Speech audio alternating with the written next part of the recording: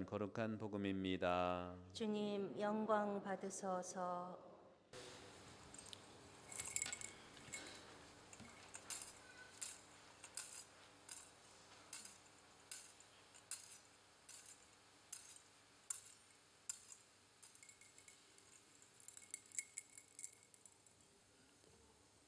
그때 예수님께서 군중에게 하느님 나라에 관하여 말씀해 주시고 필요한 이들에게는 병을 고쳐주셨다.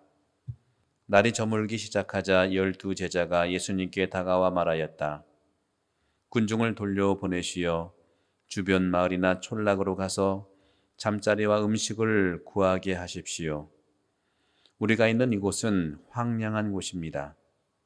예수님께서 너희가 그들에게 먹을 것을 주어라 하시니 제자들은 저희가 가서 이 모든 백성을 위하여 양식을 사오지 않는 한 저희에게는 빵 5개와 물고기 2마리밖에 없습니다 하고 말하였다. 사실 장정만도 5,000명 가량이나 되었다. 예수님께서는 제자들에게 이르셨다. 대충 50명씩 떼를 지어 자리를 잡게 하여라. 제자들이 그렇게 하여 모두 자리를 잡았다. 예수님께서는 빵 5개와 물고기 2마리를 손에 들고 하늘을 우러러 그것을 축복하신 다음 떼어 제자들에게 주시며 군중에게 나누어 주도록 하셨다. 사람들은 모두 배불리 먹었다. 그리고 남은 조각을 모으니 12광줄이나 되었다.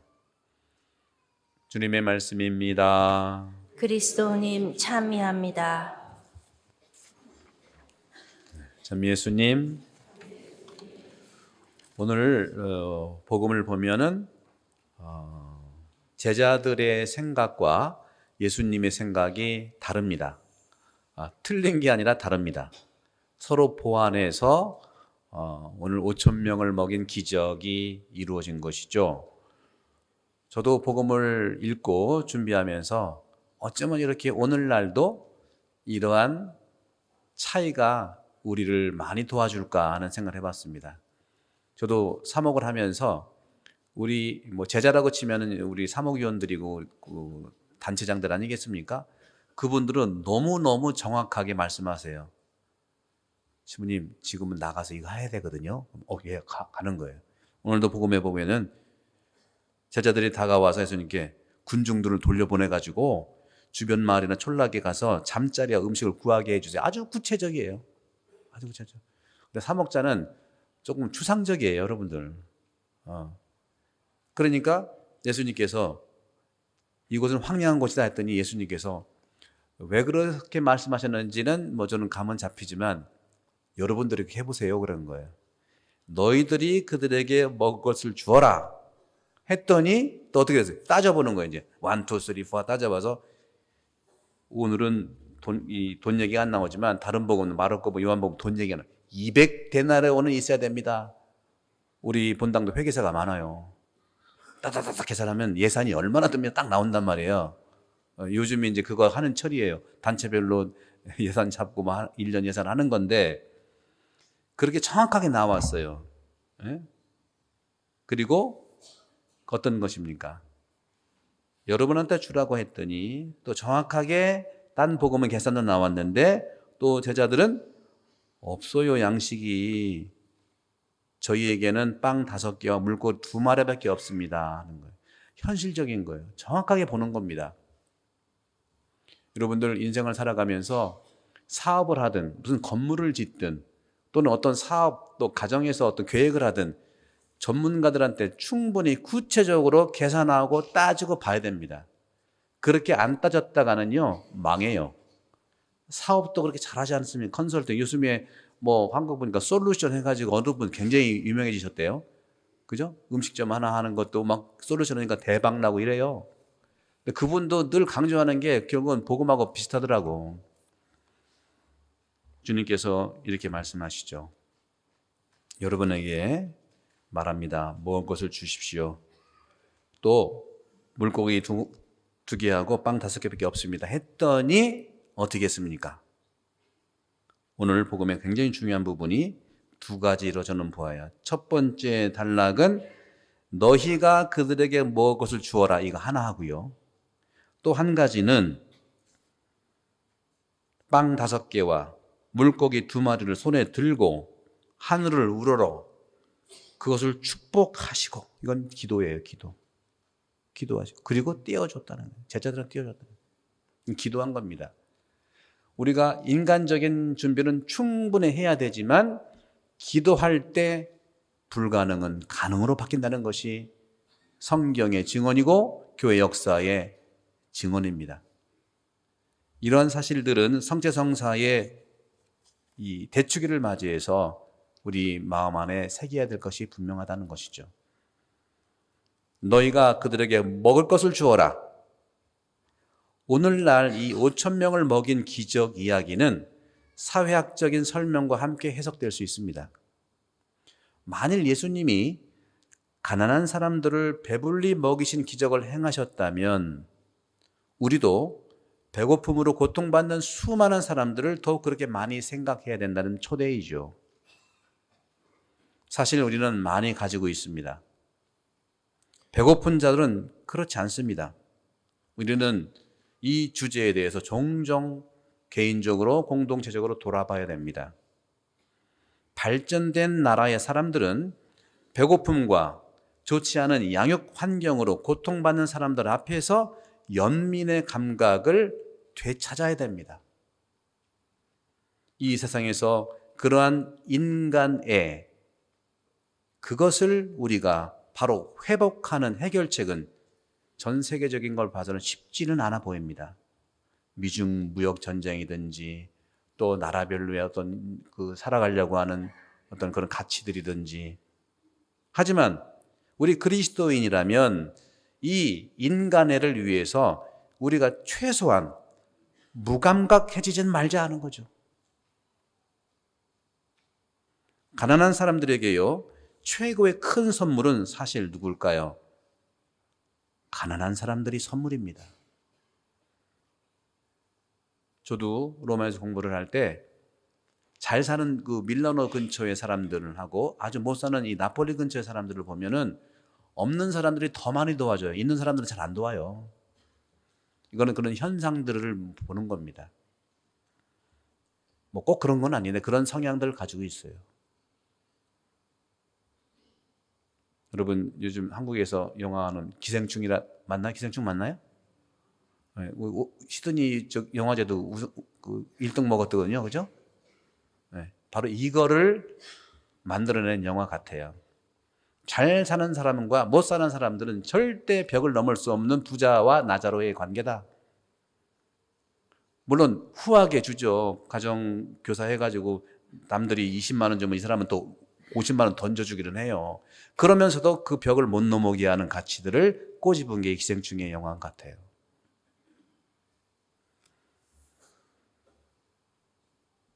가난한 사람들에게 최고의 선물은 또한 고통받고 있는 사람들을 돕고 이해할 수 있는 사람들이 선물입니다. 오늘 복음에서 주님께서는 하늘을 우러러 그것을 축복하신 다음 떼어 제자들에게 주시며 군중에게 나눠주도록 하셨다 합니다. 예수님은 빵과 물고기를 많게 하는 기적을 일으키셨는데 빵과 물고기는요, 가난한 사람들이 먹는 음식입니다. 배고픔을 이겨낼 정도의 단순하고 작고 보잘것없는 음식이죠. 바실리오 성인은 이러한 윤리적 결론을 내렸습니다. 생계를 위해서는 적게 먹는 것으로 충분하다. 그런데 우리는 많은 것을 계속 원한다. 사실 현실적으로 삶의 필수품들은요, 소박하고 적당한 것입니다. 그것을 또 조달하는 데는 아주 쉽습니다. 주님의 기도에서 우리는 하느님께 기도할 때 필요하지 않은 비싼 양식이 아니라 일용할 양식을 달라고 청합니다. 일용할 양식 조금으로 만족하기를 배운 사람들은 하느님의 말씀을 경청하고 예수님과 함께 침묵 안에서 기도하며 무익한 염려로부터 자유로워지는 그런 기도 시간을 많이 갖게 될 것입니다. 많은 그리스도인들은 말합니다. 나도 기꺼이 그렇게 사랑하고 기도할 것이라고. 하지만 그럴 시간이 없다고 말합니다. 왜냐하면 할 일들이 많기 때문에 그래요. 할 일들이 너무 많아요. 아까도 말씀드린 것처럼 가정에서나 성당에서나 어떤 건물을 짓든지 또는 가정에 어떤 계획을 하든지 전문가들한테 얘기를 다 듣고 철저하게 따져보는 오늘 복음의 제자들의 그러한 매회 같은 그런 분석 능력이 필요합니다. 하지만 더 필요한 것은 주님께서 기도로 완성한 오병이어의 기적을 기억해야 됩니다. 기도하고 신뢰할 때 계산의 가치를 뛰어넘을 수 있습니다. 우리가 성찰하도록 잠시 시간을 갖게 되면은 준비할 수 있고, 놀랍게도 우리가 발견할 수 있는 것은 기도와 함께 이루어지는 일들은 잃어버릴 것들이 하나도 없다는 것이죠. 아니, 기도는 우리에게 필요한 축복을 더욱 많이 주신다는 겁니다. 그러니 여러분들 개인적으로든 단체별로든 우리 공동체적이든 어떤 일을 계획할 때 믿고 기도하는 자세가 필요하다고 오늘 복음은 얘기합니다. 제 얘기가 아니에요. 오늘 복음이 그런 얘기를 하죠. 예수님께서는 우리에게 말씀하시는 것은 단순히 5천 명을 먹인 기적을 얘기하는 것이 아니고 군중들을 배 채워줬고 물질을 해결했다, 이걸 얘기하는 것이 절대로 아닙니다. 우리 인간의 삶과 또 행동에서는 그 이상의 내면의 가치들을 늘 제공해 주는 것이 예수님이십니다. 그것은 바로 사건을 통해 바라보고 추리하고 통교하는 그 내면에 있는 영적 가치들을 늘 바라볼 수 있도록 초대하십니다. 빵의 기적이란 배불리 먹은 풍요로운 사건, 그 속에 예수님의 인간에 대한 사랑, 자비, 연민이라는 선물이 자리 잡고 있었기 때문에 상상할 수 없는 5천 명을 먹고 12광주리가 남을 수 있는 기적이고, 그것이 오늘날도 지속되는 것이죠. 결국은 이웃사랑입니다. 어떻게 나누느냐 하는 문제입니다. 나눈다는 것은 꼭 물질만 얘기하지 않죠. 내가 이웃을 어떻게 대하느냐를 늘 생각해 봐야 됩니다. 이웃에게 사랑을 나누는 것, 믿음을 나누는 것, 또 신뢰하는 것, 이것도 절대로 중요한 이웃을 어떻게 대하는 자세이기도 하고 선물이죠. 우리는 집안에 문 단속을 하면서 마음 단속까지 할 수 있는가 하는 것이죠.